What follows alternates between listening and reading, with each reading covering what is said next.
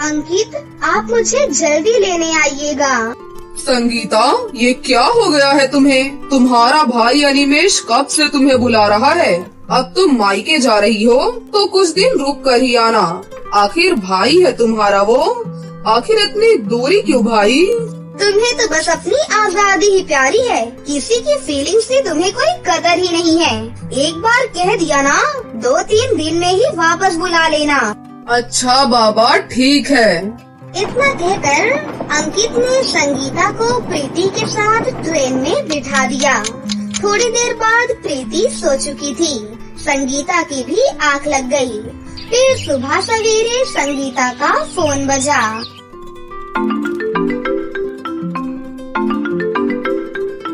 संगीता, कुछ देर बाद train station पर पहुंच जाएगी। मैं अनिमेश को फोन कर देता हूँ। वो तुम्हें और प्रीति को लेने स्टेशन पर आ जाएगा। नहीं नहीं, उसकी कोई जरूरत नहीं है। मैं ऑटो लेकर खुद ही चली जाऊंगी। ये कहकर संगीता फोन काट देती है। अब उसके मन में कई सवाल जवाब तहलका मचा रहे थे। उसे मायके के वो पुराने दिन याद आ रहे थे।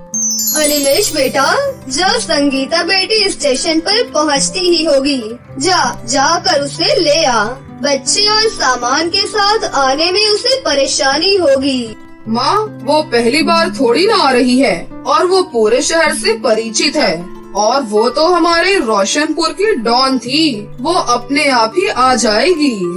देख, मेरे जीते जी तू मना मत कर। मेरे मरने के बाद जैसा रिश्ता निभाना है निभाते रहना। ये बातें सोचकर संगीता के चेहरे पर हल्की सी मुस्कुराहट आती है, लेकिन अगले ही पल वो उदास हो गई। दरअसल संगीता की माँ की मौत को पूरा 1 साल बीत चुका था। जब उसकी माँ जिंदा थी तो वो किसी न किसी बहाने से संगीता को बुला ही लेती थी और संगीता भी पूरे हक से जाती थी कि ये तो मेरी माँ का घर है। लेकिन अपनी माँ की गुजरने के बाद तो मानो शीतल का मायके से कोई जुड़ाव रहा ही नहीं। उस 1 साल में कितना कुछ बदल चुका था। पहले जैसा अपनापन नहीं लगता था। माँ होती तो अभी तक 10 बार फोन कर चुकी होती, लेकिन भैया भाभी का अभी तक एक भी फोन नहीं आया। कुछ देर बाद गाड़ी स्टेशन पर आकर रुक गई। संगीता ने ऑटो किया और अपने मायके पहुंच गई। अरे दीदी, आ गई आप। आइए आइए, हम कब से आपकी राह देख रहे थे। कैसी हो दीदी? और मेरी ये नटखट सी परी कैसी है? ये ले प्रीति, चॉकलेट खा। थैंक यू मामा। दीदी, आप अपना ये सामान गेस्ट रूम में रख दीजिए।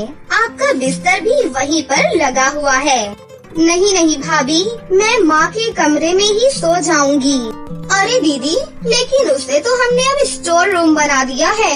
वो क्या है ना, घर में एक्स्ट्रा सामान रखने की जगह ही नहीं थी। संगीता को ये सुनकर अच्छा नहीं लगता। वो चुपचाप अपना सामान गेस्ट रूम में रख देती है। फिर शाम को वो भाभी का हाथ बटाने के लिए किचन में जाती है। यही तो रखा था, ना जाने कहाँ है। क्या हुआ दीदी, क्या ढूंढ रही हैं आप? भाभी, माँ का वो स्टील वाला डिनर सेट नहीं मिल रहा है जिसमें वो अक्सर हमारे आने पर खाना परोसती थी। अच्छा, वो सेट? उसे तो मैंने बेच दिया, क्योंकि वो ना रसोई में बहुत भीड़ हो रही थी, इसलिए मैंने सभी बेकार चीजें बेचवा दी। आप चिंता मत कीजिए, मैंने डिस्पोजेबल ग्लास और प्लेट्स मंगवा लिए हैं। उसी में खा लेंगे तो बर्तन धोने का झंझट ही नहीं रहेगा। माँ थी तो वो हमेशा स्टील के बर्तन में ही खाना परोसती थी, लेकिन आज दीदी किस सोच में पड़ गई? आप जाकर बैठिए, मैं खाना परोस देती हूँ। वो सभी डिनर करने बैठ गए। डिनर में आज भाभी ने दाल और बैगन की सब्जी बनाई थी। ये देख संगीता को पुराने दिन याद आते हैं। भाई वाह वाह, आज तो तरह तरह के पकवान बन रहे हैं। बड़ी खातिरदारी हो रही है माँ अपनी बेटी की। हाँ तो एक ही तो बेटी है मेरी, न जाने ससुराल में अपनी पसंद का कुछ खा भी पाती होगी या नहीं। ले बेटी खा, और मेरी नातिन के लिए मैंने उसकी पसंद की नूडल्स और बर्गर भी बनाए हैं। नानी माँ, तुम बहुत अच्छी हो, हमारा कितना ख्याल रखती हो। तभी प्रीति अपनी माँ से, माँ मुझे नहीं खानी है बैगन की सब्जी। नानी माँ थी तो वो हमारे लिए कितना अच्छा अच्छा खाना बनाती थी। चुप कर प्रीति, ऐसा नहीं बोलते। जो बना है हमें वही खाना चाहिए। चलो अब चुपचाप से खाना खाओ। संगीता को मायके आकर रह कर अपनी माँ की याद सताती थी। ऐसे ही 3 दिन बीत गए। 3 दिन अपने मायके में रहने के बाद अगली सुबह संगीता अपने ससुराल वापस जाने वाली होती है। जाने से पहले अनिमेष एक चाबी लेकर आता है और उसने संगीता को दिया। ये क्या है भैया? दीदी, ये माँ के कमरे में जो संदूक रखा था उसकी चाबी है। वो शायद उनका सबसे अजीज संदूक था और माँ मुझसे ज्यादा तुमसे लगाव रखती थी, इसलिए मैं और तुम्हारी भाभी चाहते हैं कि इसे आप ही खोलो। लेकिन ऐसा क्यों? क्योंकि दीदी, इस पर आपका अधिकार है। माँ हमेशा कहती थी कि मेरे मरने के बाद ये चाबी संगीता को देना। इसकी कीमत वही समझ सकती है, इसलिए बेहतर होगा अगर आप ही इसे खोलें। कांपते हाथों से संगीता ने वो बक्सा खोला। उसमें सबसे ऊपर संगीता के पापा का वो खादी वाला कुर्ता पजामा रखा हुआ था, जो कि उनका पसंदीदा था। सुरीली, इसे संभाल कर रखना। मैं इसे अनिमेष के जन्मदिन पर पहनूंगा। हद करते हो जी, दुनिया इतनी आगे बढ़ चुकी है। वो कोट पैंट और सफारी सूट पहनती है और तुम ये खादी का कुर्ता पहनोगे। दुनिया जो पहनती है पहनने दो भाई, लेकिन मैं तो यही पहन लूंगा। लेकिन अनिमेष के जन्म का अरमान मन में दबाए पापा एक दुर्घटना का शिकार हो गए और सब कुछ यहीं छोड़कर चले गए। शायद उस दिन से वो कुर्ता माँ का अजीज हो गया था। उसके नीचे देखा तो भाई के बचपन के कपड़े रखे हुए थे।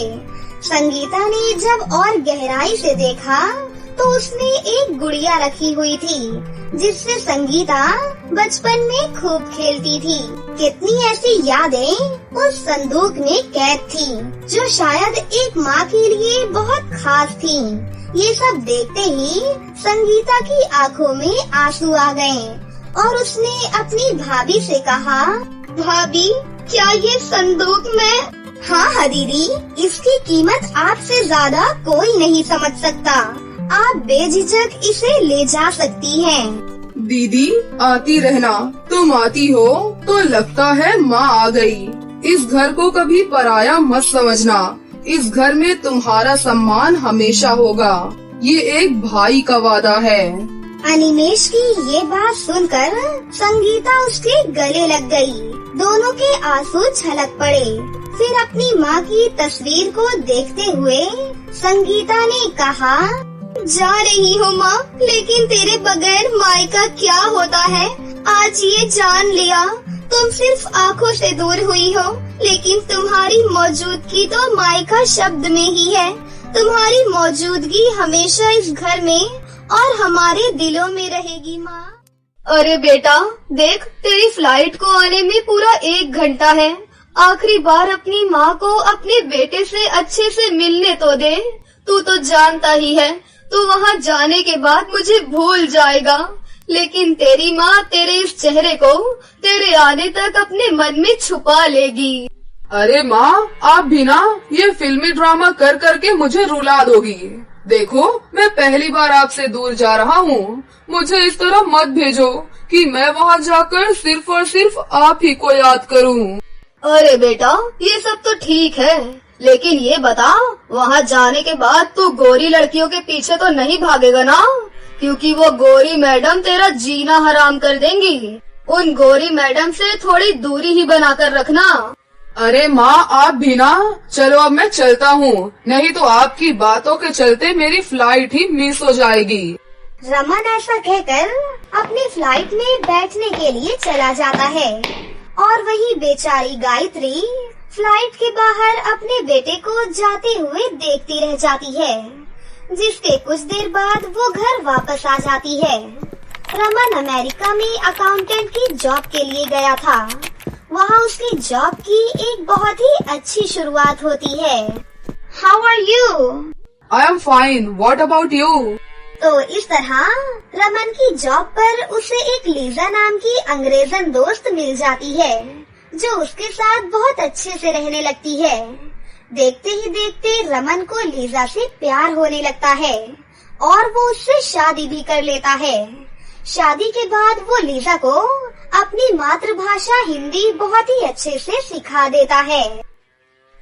रमन, हमारी शादी को पूरा 3 साल हो गया है और तुमने मुझे अभी तक अपनी माँ से भी नहीं मिलवाया। मैं चाहती हूँ कि तुम मुझे अपनी माँ से मिलवाओ। बेबी, क्या करोगी तुम माँ से मिलकर? वैसे तुम्हें ब्यूटी पार्लर का कोर्स सीखना था ना, चलो मैं तुम्हारा वहाँ पर एडमिशन करवा देता हूँ। लीजा की बात टालने के लिए रमन उससे ऐसा कह देता है, जिसके बाद उसे वो सब पूरा भी करना पड़ता है। अमेरिका में ही रमन लीजा को high level beauty parlour course करवा देता है। एक दिन अचानक से रमन की माँ की कॉल आती है। बेटा, मैंने तो तुझे कहा ही था कि तू अमेरिका जाने के बाद अपनी इस बूढ़ी माँ को भूल ही जाएगा। देख, वहाँ किसी अंग्रेजन के चक्कर में मत पड़ना। मैंने तेरे लिए एक बहुत ही प्यारी, सुंदर और सुशील लड़की ढूंढ कर रखी है। जितनी जल्दी हो सके अमेरिका से वापस आ जा बेटा। अरे माँ, मैं यहाँ से वापस नहीं आ सकता हूँ। आप मेरी बात को समझती क्यों नहीं हो? मैं यहाँ पर जॉब करता हूँ और वो लोग मुझे छुट्टी नहीं देते हैं। मुझे कुछ नहीं पता बेटा। अगर तू मेरी बात नहीं मानेगा तो तू कुछ ही दिनों में अपनी माँ की अर्थी पर गांव वापस लौटेगा, लेकिन तुझे गांव तो आना ही होगा। एक तरफ तो रमन ने अपनी माँ को बिना बताए ही शादी कर ली थी, तो दूसरी तरफ उसकी माँ उससे उसकी शादी के लिए ही वापस बुला रही थी। बेचारा रमन फंस जाता है और ना चाहते हुए भी उसे लीजा के साथ अपनी माँ के घर वापस आना पड़ता है। जैसे ही गायत्री अपने बेटे रमन को देखती है तो उसे गले से लगा लेती है। आखिरकार बेटा, तू मुझसे मिलने आ ही गया। मैं तेरी राह कब से देख रही थी। क्या तुझे अपनी माँ की जरा भी याद नहीं आती? माँ, मैं क्या करूँ, मुझे छुट्टी ही नहीं मिलती थी। वैसे माँ, मैं आपको एक सरप्राइज देना चाहता हूँ। इससे मिलिए, ये है लीजा, आपकी बहू। ये सुनते ही गायत्री अचंभित रह जाती है, मानो उसके ऊपर बिजली टूट पड़ी हो, और वो रमन से कहती है, हे भगवान, एक अंग्रेजन को तू मेरे घर पर उठा कर ले आया है। तुझे मैंने कितना समझाया था, लेकिन तूने मेरी एक नहीं सुनी। हर बात तूने केवल अपनी ही सुनी। लेकिन ये लड़की इस घर की बहू नहीं बन सकती। ले जा इस विलायती अंग्रेजन को। माँ, मेरी बात समझने की कोशिश कीजिए। ये लड़की अब इस घर की बहू है और इस बात को आप नकार नहीं सकती। रमन लीजा के बारे में गायत्री को अच्छे से समझाता है, जिसके बाद ना चाहते हुए भी गायत्री को रमन की बात माननी ही पड़ती है और लीजा को घर में आने की इजाजत भी देनी पड़ती है।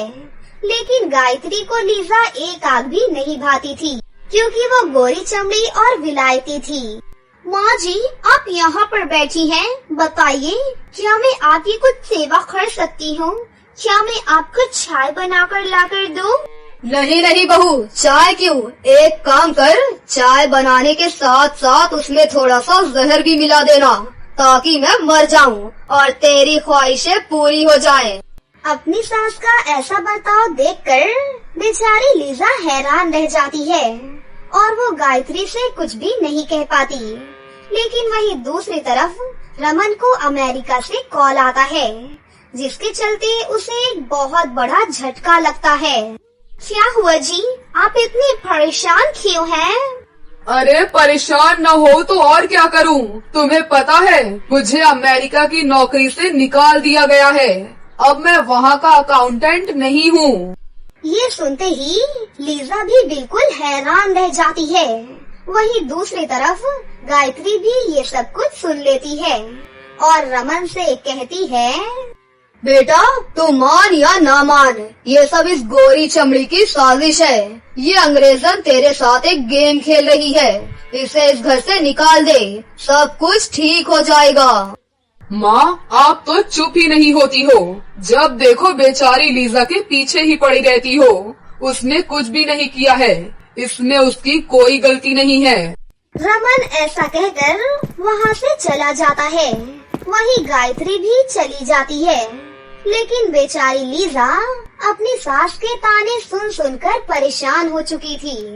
देखते ही देखते कुछ दिन बीत जाते हैं और अब उनके घर में कई सारी परेशानियाँ शुरू हो जाती हैं, जैसे पैसों की तंगी होना और घर का राशन खत्म हो जाता है।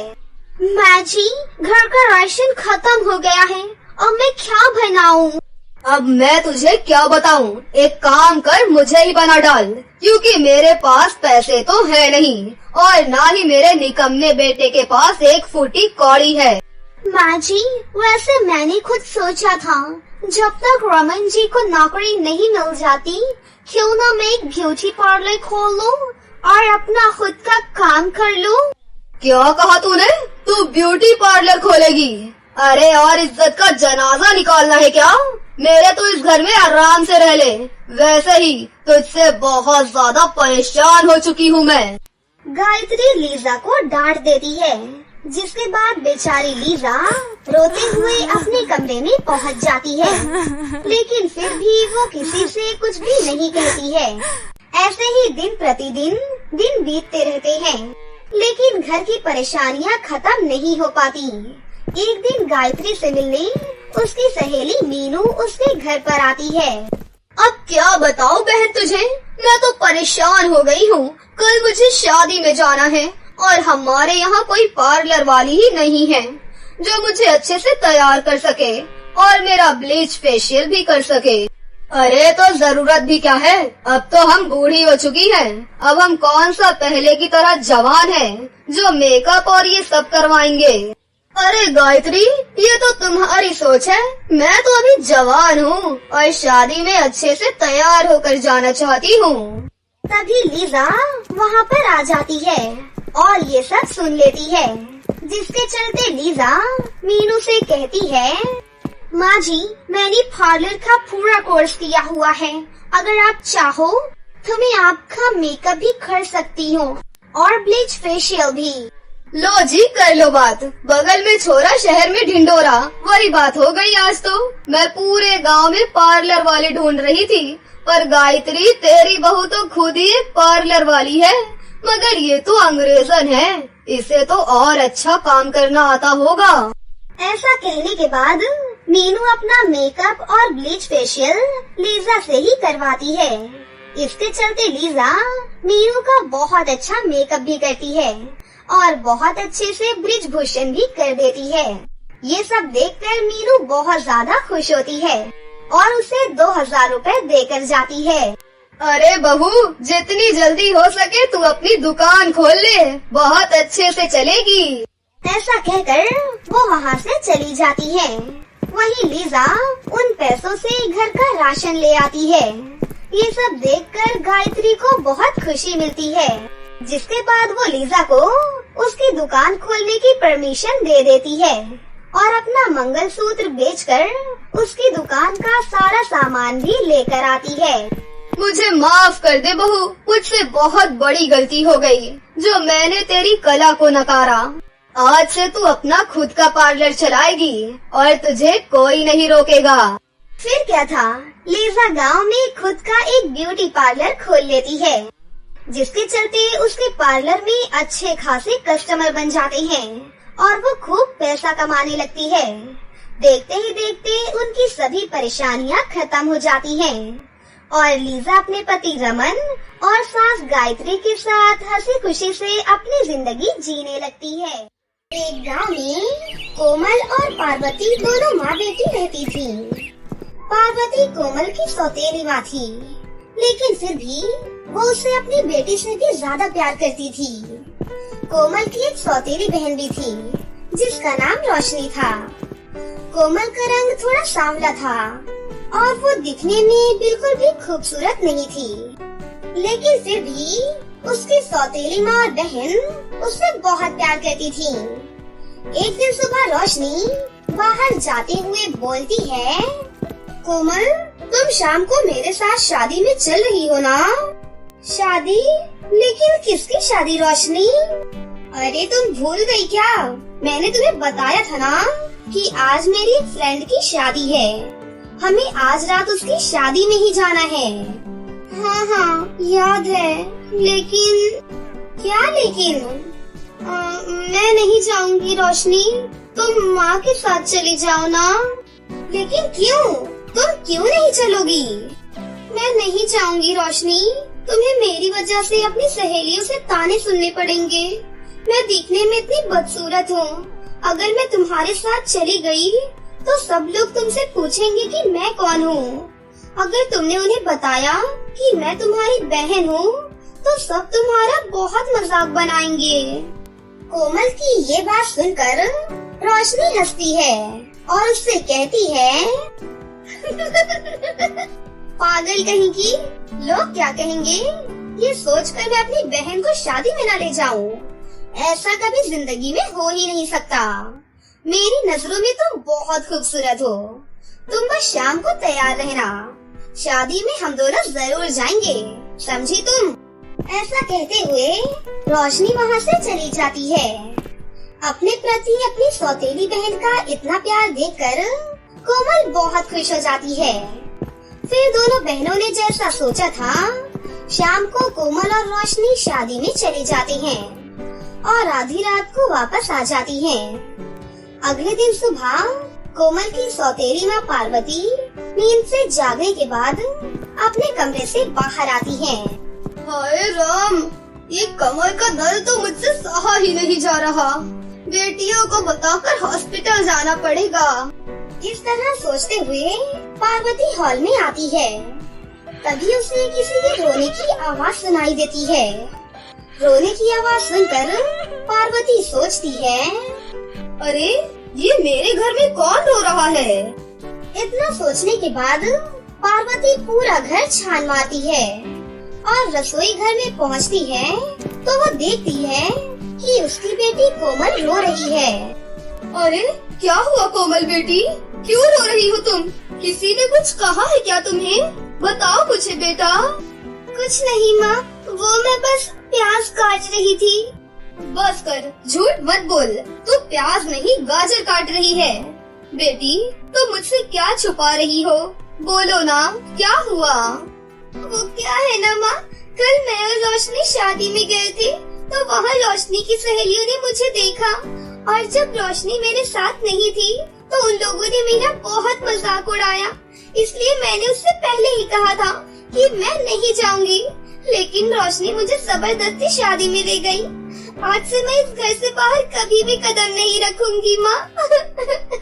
अरे किसी ने कुछ कह दिया तो तू यहाँ बैठकर रो रही है? कहने वालों का क्या है बेटा, वो तो बस कहते ही रहते हैं। इन जैसे लोगों की बातें सुनकर तू क्यों रो रही है बेटी? लेकिन उन लोगों ने जो भी कहा वो सच ही तो कहा ना माँ। रोशनी दिखने में बहुत सुंदर है, लोगों में उसका अच्छा नाम भी है। अगर उसके साथ कोई मुझे देखेगा तो वो मुझ पर हंसेंगे ही ना।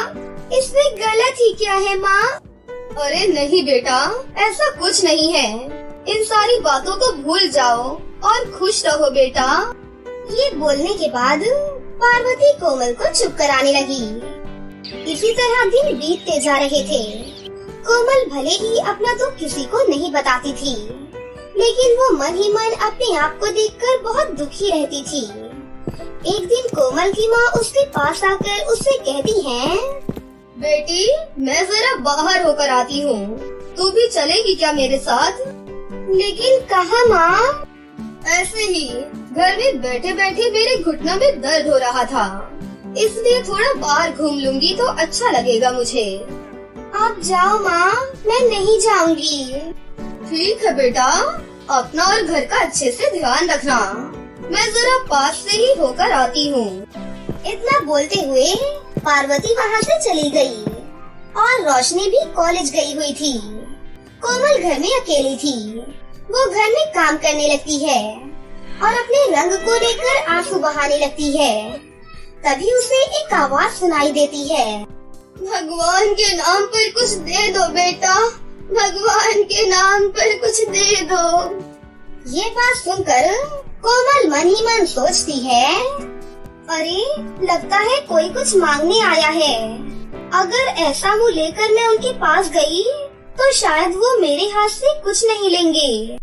इस तरह सोचकर कोमल अपने चेहरे को घूंघट से ढाक लेती है। बाहर एक भिखारन खड़ी थी। भिखारन कोमल को देखते ही कहती है, बेटी 4 दिनों से कुछ भी नहीं खाया है, बहुत भूख लगी है बेटी। अंदर आइए अम्मा जी, आज मेरे घर में खाना खाकर मुझे आशीर्वाद दीजिए। कोमल इतना कहकर उस भिखारन को अपने घर के अंदर ले जाती है और उसको खाना परोसती है। वो भिखारन खाना खाने के बाद कोमल से कहती है, बेटी मैं जब से आई हूँ देख रही हूँ कि तुमने अपना चेहरा छुपा रखा है, क्या बात है बेटी? अम्मा जी मैं बहुत ही ज्यादा बदसूरत हूँ, इसीलिए आपसे अपना मुंह छुपा रखा है। कोमल की ये बात सुनकर वो भिखारन एक बहुत ही खूबसूरत परी के रूप में बदल जाती है, जिसे देखकर कोमल हैरान हो जाती है। तभी परी उससे कहती है, कोमल तुम एक भिखारन को अंदर बुलाकर खाना खिला रही हो, तुम्हारा मन इतना सुंदर है, फिर चेहरा सुंदर होने की क्या जरूरत है? कोमल ने तुरंत ही बिना कुछ कहे वो घूंघट हटा लिया। कोमल तुम्हारी अच्छाई से मैं बहुत खुश हुई हूँ, बताओ तुम्हें क्या चाहिए? तुम्हारी कोई भी इच्छा मैं पूरी कर सकती हूँ। नहीं नहीं परी जी, मुझे कुछ भी नहीं चाहिए, आप बस मुझे अपना आशीर्वाद दीजिए। ये बात सुनकर परी और भी ज्यादा खुश हो गई। कोमल मैं तुम्हें जादुई लिपस्टिक देती हूँ, तुम इसका इस्तेमाल रोज करना और फिर इसका जादू देखना। इतना कहकर परी ने कोमल को एक जादुई लिपस्टिक दे दी। धन्यवाद परी जी, आपका बहुत बहुत शुक्रिया। उसके बाद परी वहाँ से गायब हो गई। अगले दिन कोमल ने जब उस जादुई लिपस्टिक को लगाया तो लिपस्टिक के लगाने के बाद जब उसने अपने चेहरे को आईने में देखा तो उसे अपनी आंखों पर विश्वास ही नहीं हो रहा था। कोमल अब बहुत ही ज्यादा सुंदर लग रही थी। कोमल को देखकर रोशनी और पार्वती दंग रह जाती हैं। तभी पार्वती कहती है, अरे बेटा तेरा चेहरा कैसे बदल गया और तू इतनी खूबसूरत कैसे हो गई? उसके बाद कोमल ने वो सारी बातें अपनी माँ और बहन को बताई। इतने दिनों बाद आखिरकार उस भगवान को तुझ पर दया आ ही गई। खुश रह बेटी, खुश रहे। कोमल अब बहुत ही ज्यादा खुश रहा करती थी और अपनी माँ और बहन के साथ हर जगह घूमने भी जाया करती थी। अब कोई भी कोमल का मजाक नहीं उड़ाता था, बल्कि हर कोई उससे दोस्ती ही करना चाहता था। उसके बाद वो अपनी माँ और बहन के साथ हंसी खुशी अपनी जिंदगी जीने लगी। तो दोस्तों, कैसी लगी आपको हमारी ये कहानी? अगर आपको हमारी कहानी अच्छी लगी हो तो इसे जरूर लाइक करें, साथ ही हमारे चैनल को सब्सक्राइब भी कर लें और बेल आइकन को दबाना ना भूलें। मिलते हैं अगली वीडियो में। धन्यवाद।